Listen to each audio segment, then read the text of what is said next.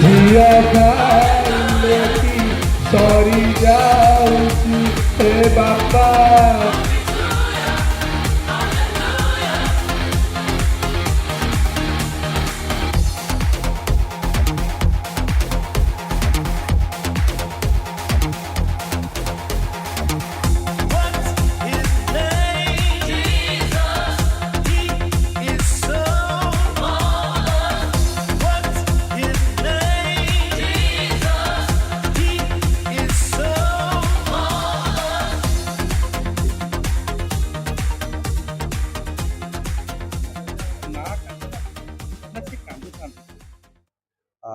प्रकृत में साहित्य अकादेमी गोटे लोक गीत संकलन उपर गोटे बही करते करते डॉक्टर प्रसन्न मिश्र कवि बहुत बड़ कवि विशिष्ट कवि तांको बही पढ़ला बेले से मते गोटे पारा मिलला से लिखिथिले पिला बेले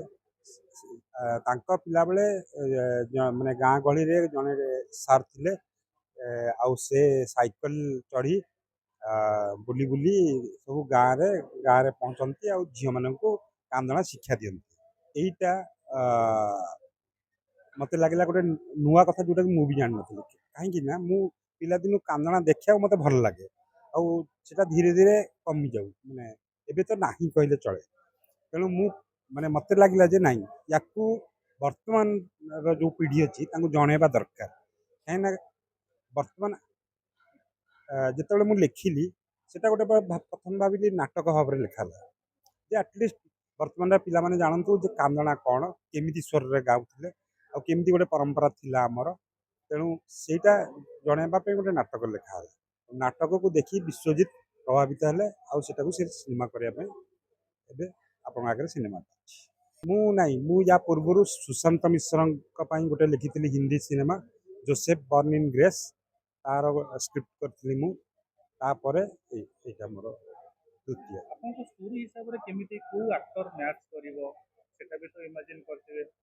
हाँ मु जिते बेले भी लिखे गोटे निर्दिष्ट चेहरा को भाभी लिखे कहीं मु लेखक हेबा सत्वे मोर टिके सिनेमा प्रति बहुत दुर्बलता अच्छी आउ जड़े फ्रेंच डायरेक्टर ओदार थे कहते if you get a right face 50% of your film has been done यदि तुम प्रॉपर चेहराटा पाई जाऊच ताल तुम सिनेमार अधा हो गला आउ सेटा मते सबले प्रभावित नाटक रे जहाँ को देखी मु पसंद करी आ सिनेमा रे जहाँ को देखी भी मु पसंद करी कहीं मो कल्पनार पाखापाखि से हीरो आपन साइड रे जो सिनेमा रो हीरो वर्ग साइड रे ये चेहरा माइंड को आसीथिले सही भलिया एक्जाक्टली से नुहे कि सही भलिया अंग भंगी कथबार्ता जेमिति हवा कथा पाखापाखि से सही भलिया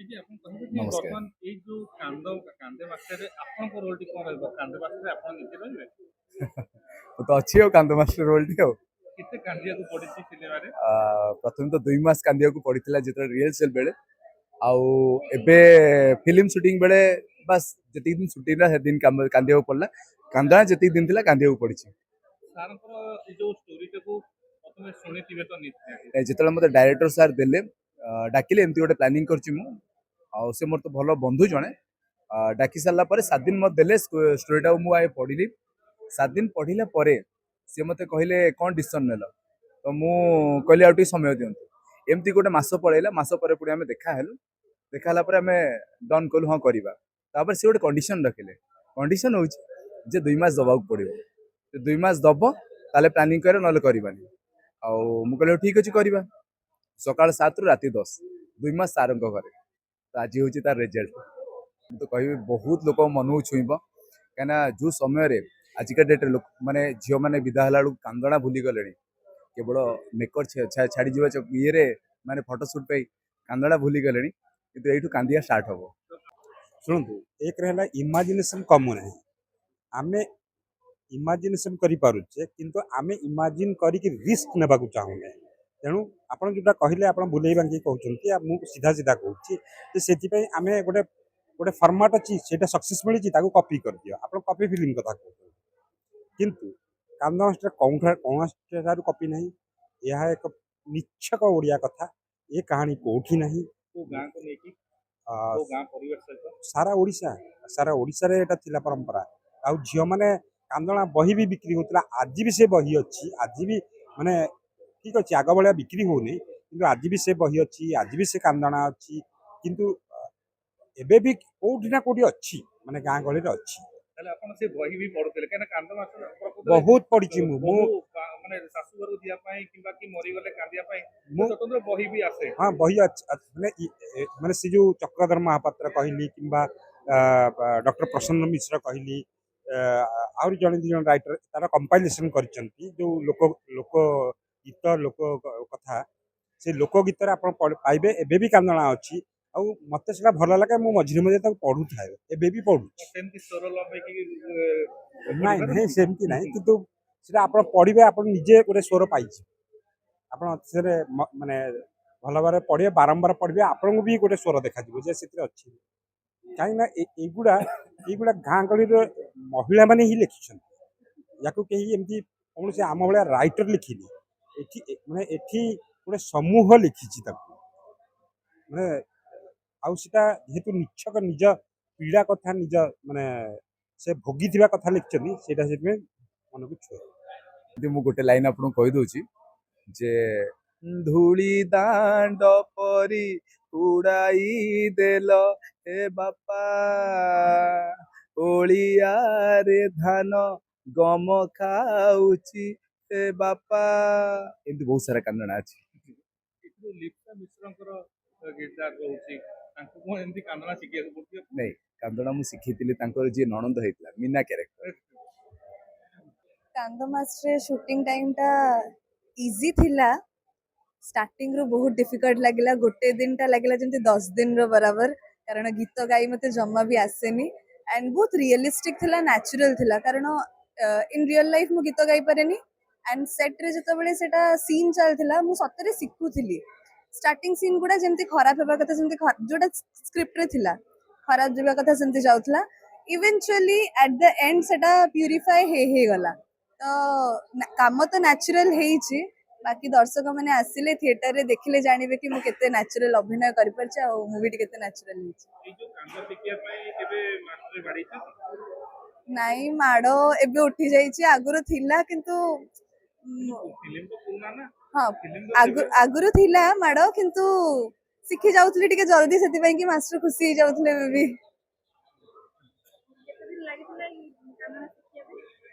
कांदना शिखिबा पई कि मते प्रैक्टिस करिया पई कि मोस्ट प्रोबब्ली 1 मंथ तो लागि थिला माने निजे रिहर्सल करके प्रैक्टिस करिया पई कि सर आपन को स्टूडेंट को सिखेला गीत केते थोर बाड़ी छथि ए गीत शिखिया पाई से समय बाड़ाबाड़ी नथिला एपे सिना बाड़िया पिटा नाही ना से समय भी नथिला ना आज्ञा मो स्टूडेंट मीना से धरी नउथिला बुद्धिमान झियो से कि को बोले तो मां कहउछथि नहीं आज्ञा से बहुत गैप हो गला ना किंतु धरी नउथिला आज्ञा माने गोटे एक्टर रो इच्छा थाए से गोटे फिल्म करू थिएटर परे परे से हॉल को आसू माने हॉल गोटे एमिति माध्यम परदा से प्रत्येक लोक पास से परिचित हो जिवो तार सेटा गोटे इच्छा थाए और भोक थाए और से इच्छा जेतला आपण थाए ना तो मोर जेतला इच्छा थिला मु तादरे बंचेउ चेष्टा करथिली मु सबले देखुथिली केतला मो आगे बूम लागिवो केतला मते किछि पचारुथिबे मेसेज पचारुथिबे मु ता उत्तर दउथिबी ए सब जेतला देखुथिली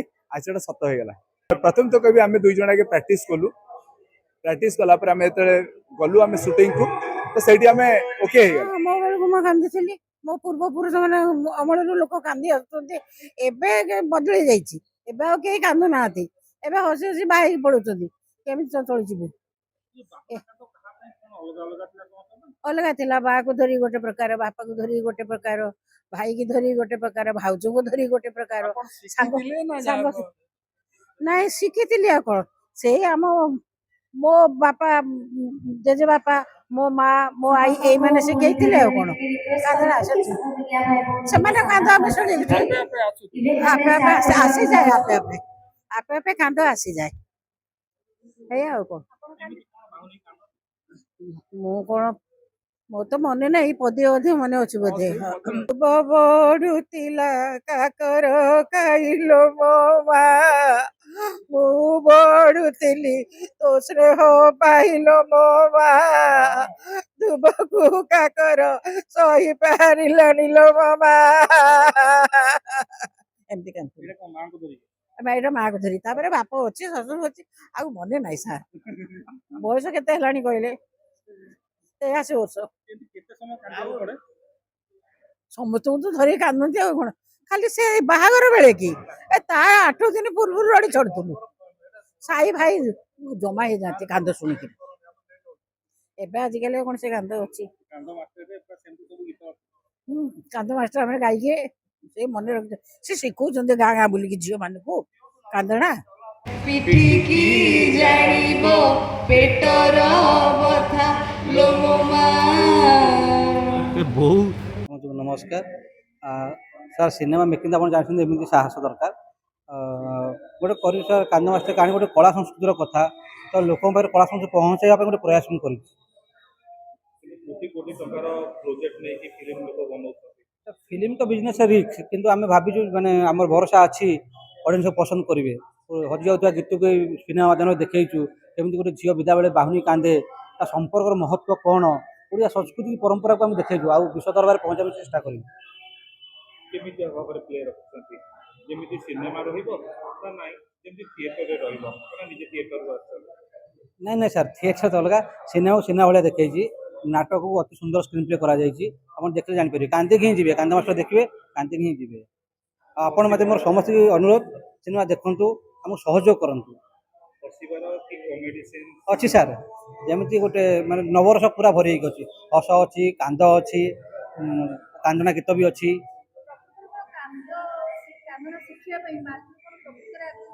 ହଁ, ଏଇଟା ଅରିଜିନାଲ କାହାଣୀ। ସାର୍ କହିଲେ ନା ଗୋପୀନାଥ ସାର୍ଙ୍କର ଗୋଟେ ଲେଖାରୁ କରାହେଇଛି। ଆଗରୁ ମାନେ ଜେଜେମା ମାନେ କୋଉ ଗାଁରେ ବୃଦ୍ଧ ଲୋକ ଶିଖଉଥିଲେ। ଏଇଟା ଗୋଟେ ପେସା ଆଗରୁ ଥିଲା। ଧୀରେ ଧୀରେ କାନ୍ଦଣା ଲୋପ ପାଇବା ହିସାବରେ ସେ କଳାକାର ବି ମରିଗଲେ।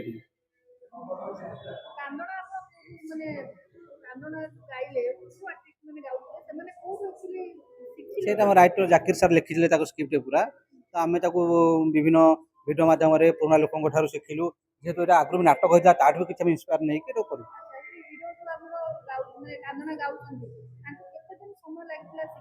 ଆଜ୍ଞା, ଆମେ ତ ତାକୁ ପ୍ରଥମେ କହିଲି ଯେ ବିଭୁ ଭାଇ ସେ ଥିଏଟରରୁ ବିଲଙ୍ଗସ୍ କରନ୍ତି।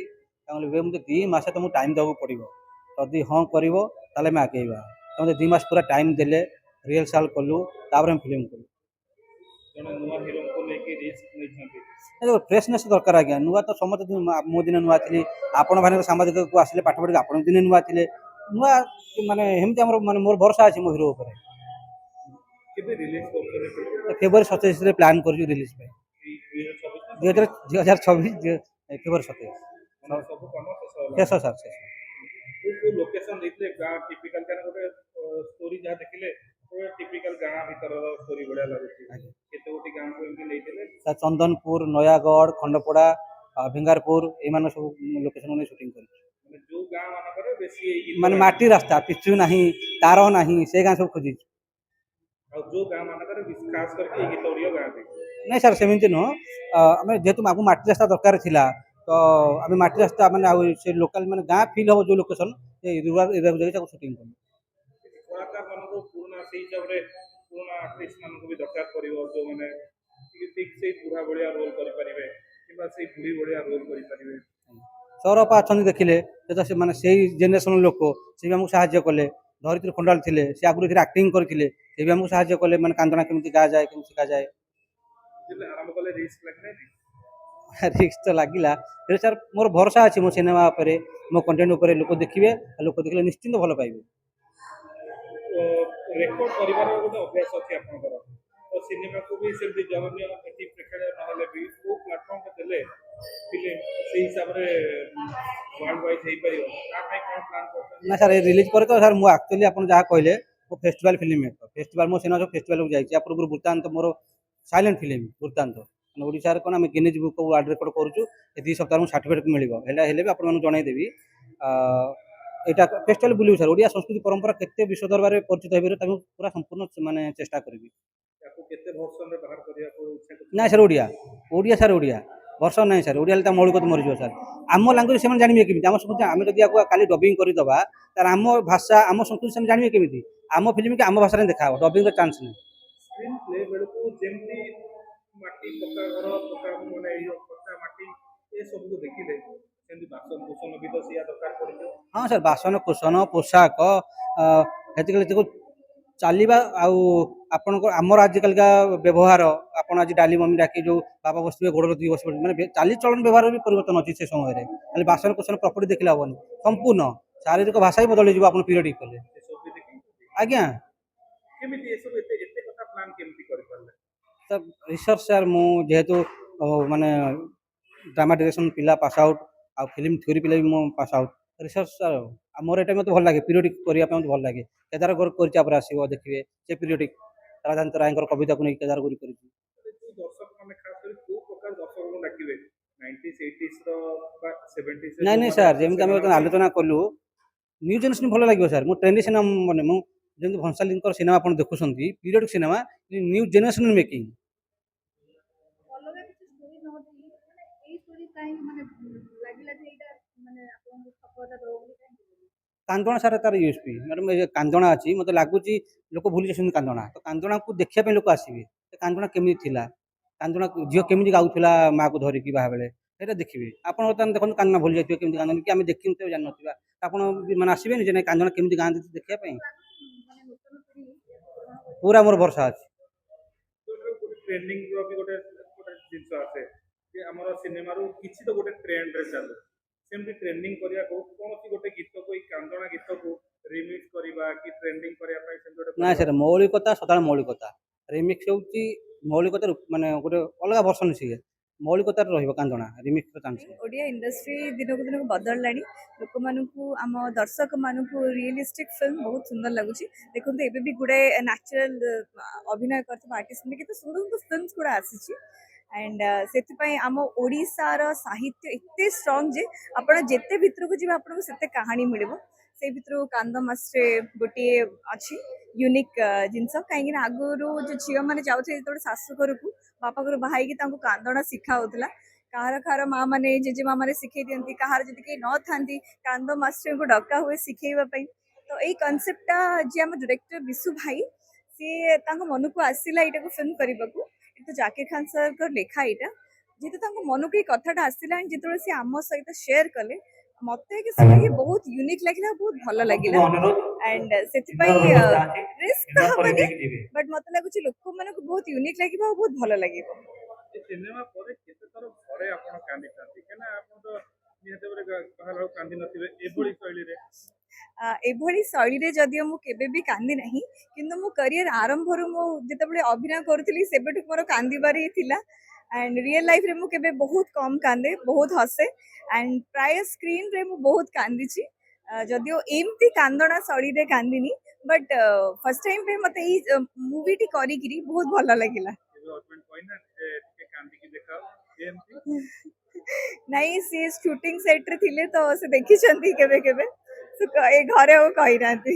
ଟିକେ ଜୋକରେ ବସିକି ନା ଟିକେ କାନ୍ଦ କିମ୍ବା ନାଇଁ ସେଇ ଯୋଉ ଜୋକ୍ରେ ସେ କୁହନ୍ତି ତୁ ତ ଆମକୁ କନ୍ଦେଇ ଦବୁ ତୁ କଣ କାନ୍ଦିବୁ ତୁ କିମ୍ବା ନହେଲେ ନିଜେ କାନ୍ଦିକି ଆପଣଙ୍କୁ ଶୁଣେଇଥିବେ ଏମିତି ମୁଁ ଯାଉଛି ଶାଶୁ ଘର ନାଇଁ ସେମିତି ତ କେବେ ହେଇନି ବଟ୍ ଏଥର ଗଲେ ଆଜି ସେୟା କହିବି ମୁଁ ତମେ ଟିକେ ଗାଇଲେ ଗୋଟେ ଶୁଣେ।